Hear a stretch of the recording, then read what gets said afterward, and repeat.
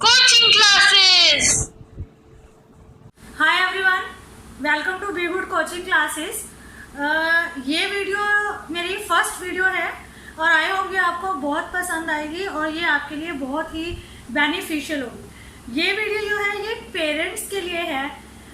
Actually मैंने बहुत से पेरेंट्स को ये सुनते हुए देखा है। मोस्ट ऑफ माई फ्रेंड्स भी ये कहती हैं कि यार आजकल तो बहुत परेशानी हो रही है, बच्चे हमारी बात नहीं सुन रहे हैं। मतलब मैं तो बहुत परेशान हूँ, मेरा बच्चा मेरी बात नहीं सुनता।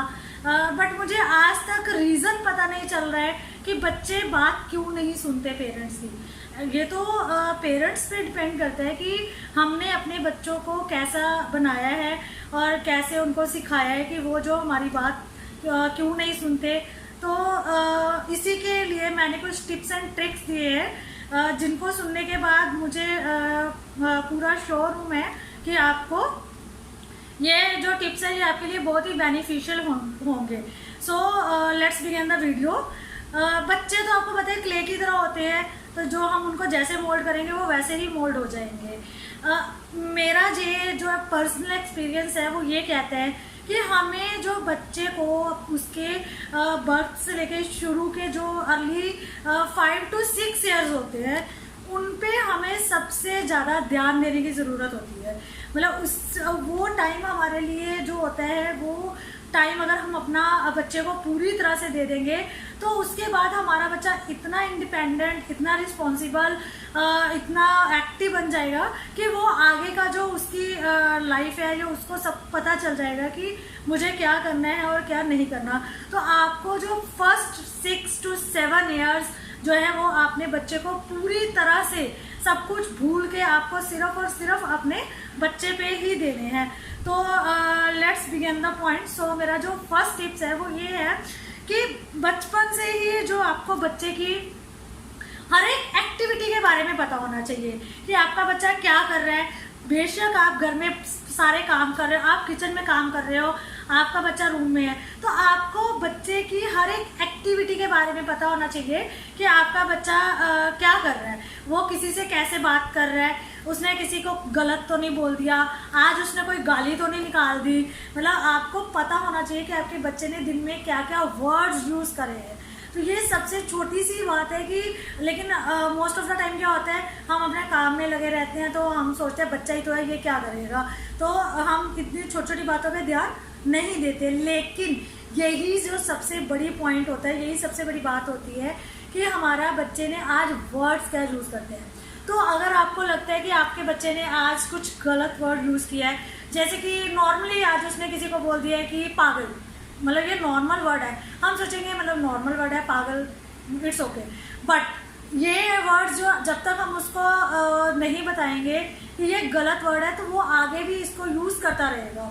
तो सबसे बेस्ट मेथड जो वो ये है कि आप रात को सोते समय जब बच्चा हमारे साथ सोता है तो हम उसको एक स्टोरी के थ्रू बताएंगे कि बेटा आपने आज उसको ये बोला था, ये तो गलत है, हमें ऐसे नहीं बोलना चाहिए, तो बच्चे को समझ आ जाएगा। सो ये था फर्स्ट ट्रिक। अब जो मेरा सेकंड ट्रिक है वो ये है कि कई बार क्या होता है कि बच्चा तो है ही है, अब उसको तो नहीं पता है कि हमें क्या बोलना है क्या नहीं बोलना या क्या करना है क्या नहीं करना। तो वो कई बार होता है कि हम सब कई बार होता है ग्रुप में खड़े हैं या 8-10 लोगों के बीच में खड़े हैं, तो हमारा बच्चा कुछ ऐसी गलती कर देता है कि हमें लगता तो है कि बच्चे ने गलती करी है, बट हम ये सोच के चुप हो जाते हैं यार इतने लोगों के सामने बोलूँगी तो कहीं हमारी इंसल्ट ना हो या हमारे बच्चे की इंसल्ट ना हो, हमारे बच्चे को बुरा ना लगे। तो ये सबसे रॉन्ग पॉइंट है, हमें ये नहीं करना। अगर हमें लग रहा है कि हमारे बच्चे ने गलत बोला है, गलत वर्ड यूज़ किए हैं 10 लोगों के सामने, उसको ये नहीं बोलना चाहिए था, तो हमें उसी ग्रुप के सामने उन्हें 10 लोगों के सामने हमें बच्चे को उसी समय समझाना है। चाहे तो डांट के समझाएं, चाहे तो हम उसे प्यार से समझाएं, बट हमें उसी समय बच्चे को उसकी गलती बतानी है कि बेटा आपको इतने सारे लोगों के बीच में ये नहीं बोलना चाहिए था। तो आई एम डैम श्योर कि आपका बच्चा दोबारा ये गलती कभी भी नहीं करेगा। ये था सेकंड ट्रिक। अब है मेरा थर्ड ट्रिक जो है वो ये है, बच्चे को कभी भी ये एहसास मत करने दो कि आप उसकी हर जिद पूरी कर सकते हो। हम कर सकते हैं, वी आर द पेरेंट। और एवरी पेरेंट ये चाहता है कि यार हमारे बच्चे को कोई परेशानी ना हो, हमारे बच्चे को कोई प्रॉब्लम ना हो, हमारा बच्चा रोए ना। आजकल सबसे जो मेन प्रॉब्लम है वो पेरेंट्स की ये है कि बच्चे की आंख में एक भी आंसू नहीं आना चाहिए, हमारा बच्चा जरा भी रोना नहीं चाहिए। इसके लिए हम क्या करते हैं कि हम उसकी हर जिद पूरी कर देते हैं। आज बच्चे ने बोला 5 रुपये की चीज़ चाहिए, हमने ले दी, 50 की चाहिए हमने ले दी, 5000 की चाहिए हमने ले दी। तो एक दिन बच्चा हमसे 50,000 की चीज़ भी मांगेगा। फिर अगर हम वो चीज़ नहीं ला के देंगे तो बच्चे के ऊपर नेगेटिव इफेक्ट पड़ेगा। यार पहले तो मैं चीज़ मांगता था, मम्मी पापा जब ले देते थे, अब मैंने ये चीज़ मांगी है तो अब नहीं लेके दे रहे हैं। तो हमें कभी भी बच्चे की जो जिद है वो उसी टाइम पूरी नहीं करनी चाहिए, क्योंकि बच्चे हैं, उन्हें नहीं पता कि उनके लिए क्या चीज़ सही है और क्या चीज़ गलत है, कौन सा टॉय अच्छा है, कौन सा। बच्चा उसने टॉय देखा, उसकी तो मन आ गया, बट ये हमें पता है कि हमारा बच्चा इससे खेलेगा नहीं खेलेगा, हमें उसके इंटरेस्ट डिसइंटरेस्ट सब पता है। तो इसलिए हमें बच्चे की जिद जो है वो कभी भी इंस्टेंट पूरी नहीं करनी चाहिए। लेके तो हम नहीं देना अपने बच्चे को सामान, कोई बाहर वाला नहीं लेके देगा, लेकिन बच्चे के अकॉर्डिंग हमें, उसके टाइम के अकॉर्डिंग हमें उसको चीज़ लेके देनी चाहिए, ताकि उसे चीज़ों की वैल्यूज़ पता चल जाए और उसे चीज़ों की जो पैसे की अहमियत है वो पता चल जाए। नेक्स्ट जो है वो ये है कि सबसे बड़ी बात है कि बच्चे को कभी भी हमें ये नहीं बोलना चाहिए कि यार ये बच्चा है, ये बच्चा है, ये काम कैसे करेगा, ये तो ये वाला काम नहीं कर सकता। ये गलत है। बच्चे को हमेशा उसकी कैपेसिटी, उसकी एज, उसके सामर्थ्य के अकॉर्डिंग काम करने देना चाहिए। अब मोस्ट ऑफ द टाइम मैंने देखा है, ये मेरा खुद, मैंने कई बार पेरेंट्स को देखा, क्या होता है कि जो पेरेंट्स हैं बच्चों को स्कूल लेने जा रहे हैं, या फिर जो पेरेंट्स हैं वो वैन से या स्कूल बस से लेने जाते हैं, तो क्या करते हैं, जैसे ही बच्चा उनके पास आता है तो वो सबसे पहले उसका बैग लेते हैं। क्यों? बच्चा बैग नहीं उठा सकता? हमारा बच्चा बैग उठा सकता है, अगर वो स्कूल जा सकता है तो बैग भी उठा सकता है।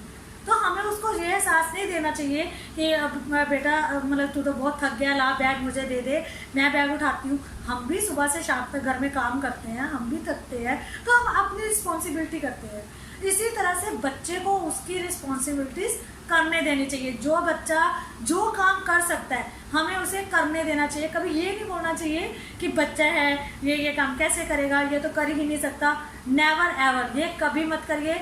आपका बच्चा जिस एज का, उस एज के अकॉर्डिंग उस बच्चे से काम करवाते रहिए।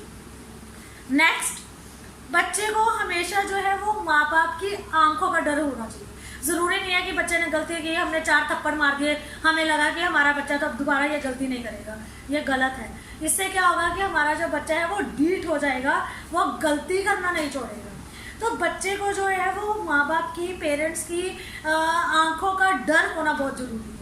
मतलब बच्चा ऐसा होना चाहिए, उसे पता चल जाना चाहिए कि मैंने ये करा है, अब तो मम्मी पापा डांट लगाएंगे, मम्मा इस बात पे गुस्सा करेगी, पापा इस बात पे गुस्सा करेंगे। तो ये चीज़ बहुत ही ज़रूरी है। ये ज़रूरी नहीं है बच्चे को मारना, पीटना, गाली गलौज करना, ये सब, इससे आपका बच्चा नहीं सुधरेगा। सिर्फ एक आंखों का डर रखिए, इससे आपके बच्चे को आपका बच्चा गलती कभी नहीं करेगा। और मोस्ट इम्पॉर्टेंट क्या है, कई बार होता है कि जो दादा दादी, चाचा चाची या ताया ताई, अगर हम जॉइंट फैमिली में रहते हैं या न्यूक्लियर फैमिली में रहते हैं, तो वो देखते हैं कि बच्चे ने ये गलती करी है, तो वो बच्चे को रोकते हैं गलती करने से, कई बार डांट भी देते हैं। तो कई पेरेंट्स क्या होते हैं, उसी समय रिएक्ट कर देते हैं, आपको ऐसा नहीं बोलना, बच्चा ही तो है, उसने कर दिया तो क्या हो गया, अपने आप ठीक हो जाएगा। तो ये नहीं करना। बच्चे के सामने कभी भी बड़ों को ये मत बोलो कि आपने बच्चे को गलती करने से या बच्चे को रोका क्यों है। अगर उन्होंने रोका है तो इसमें कुछ अच्छा ही होगा। अगर आपको गलत लगता भी है तो आप बाद में उनको बोल सकते हैं कि आपको ऐसे नहीं बोलना चाहिए था, वो बच्चा है, उसको प्यार से समझाना चाहिए था। बट बच्चे के सामने कभी भी दादा दादी, चाचा चाची को गलत मत कहिए, उनके बारे में कभी भी गलत मत बोलिए। तो ये मेरे कुछ ट्रिक थे। मैं यही कहना चाहूँगी, मेरी जो सबसे मेरा सजेशन यही है, जो पेरेंट्स ये बोलते हैं कि बच्चा हमारी बात नहीं मानता, आप ये ट्रिक्स, ये टिप्स करिए। मुझे पक्का विश्वास है, मुझे पूरा, मैं श्योर हूँ कि आपको ये टिप्स सुनने के बाद आपको ज़रूर हेल्प मिलेगी और आपका बच्चा आपकी बात भी ज़रूर सुनेगा। आपको मैं बार बार यही कह रही हूँ कि आपको सिर्फ और सिर्फ जो बच्चे के पहले 5, 6, 7 मैक्सिमम 7 ईयर आप अपने पूरे बच्चे पे डिवोट कर दीजिए। आप इसका रिजल्ट जो आपको है वो बच्चे की 70 ईयर्स की ओल्ड तक मिलता रहेगा। कभी भी आपको बच्चे से कोई शिकायत नहीं आएगी। आपका बच्चा पूरी तरह से डिपेंडेंट बन जाएगा, आपका बच्चा पूरी तरह से रिस्पॉन्सिबल बन जाएगा। क्योंकि ये मेरा एक्सपीरियंस है। मेरा खुद बेटा 9th स्टैंडर्ड में पढ़ता है, तो अब वो इतना है कि वो मेरी भी काफ़ी हेल्प करता है पढ़ने में भी। बहुत अगर मैं ट्यूशन लेती हूँ, मेरी क्लासेस होती है, पहले तो मैंने 10th तक ट्यूशन्स ली हैं, तो अब मैंने 5th तक अपना मतलब ये कर दिया है। क्योंकि घर का भी काम करना होता है तो मैं इतने बैच नहीं कर पाती हूँ, तो इसलिए मैंने 5th क्लास तक अपनी जो कोचिंग है वो अभी रखी हुई है। तो कई बार होता है, इतनी अर्जेंसी होती है कि मुझे बहुत अर्जेंट काम होता है, तो मेरा बच्चा इतना कैपेबल है कि वो पूरी क्लास को संभाल लेता है।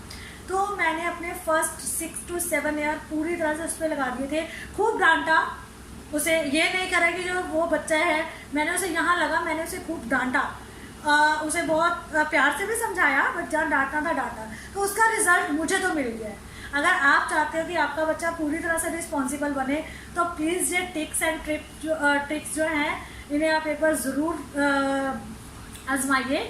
अगर आपको अपने बच्चे को कुछ बनाना है तो आपको अपना मन जो है वो पक्का करना ही पड़ेगा। बच्चा है, बच्चे को प्यार भी दीजिए। ये नहीं है कि आप सारा दिन मतलब उसके पीछे पड़े रहिए, नहीं, ऐसा नहीं है। बट जहाँ ज़रूरी है आप अपना मन पक्का करके बच्चे को डांटिए, समझाइए और प्यार भी करिए। हमारा बच्चा है। तो thank you so much for listening me. Next video बहुत जल्द मैं आपके साथ शेयर करूंगी। मेरी वीडियोस में बच्चों के लिए स्टडी से रिलेटेड भी बहुत कुछ है, जिसमें मैं ग्रामर, वोकैबुलरी, मात्रा, साउंड सब कुछ बताऊंगी। तो please like and subscribe my video. I am sure ये वीडियो आपको बहुत पसंद आएगी, और पसंद से ज़्यादा ये आपके लिए बहुत ही बेनिफिशियल होगी। और आप मुझे बताना, आप मुझे ये टिप्स एंड ट्रिक्स करके ज़रूर बताना कि आपको इससे कितना फ़र्क पड़ा है। और मेरी नेक्स्ट वीडियो आपको देखने को जल्द मिलेगी। उसमें जो है वो आपको मैं इसमें वोकैबुलरी, ग्रामर, साउंड्स, हिंदी में मात्रा, आफ्टर, बिफोर, सारे टिप्स एंड ट्रिक बताऊंगी। और ये वीडियोस जो है वो एक्चुअली पेरेंट्स के लिए ज़्यादा इम्पॉर्टेंट है। पेरेंट्स इसको देख के अपने बच्चों को सिखाएं, समझाएं, और आई एम डैम श्योर कि ये वीडियो से आपको बहुत ही फ़ायदा होगा। Thank you.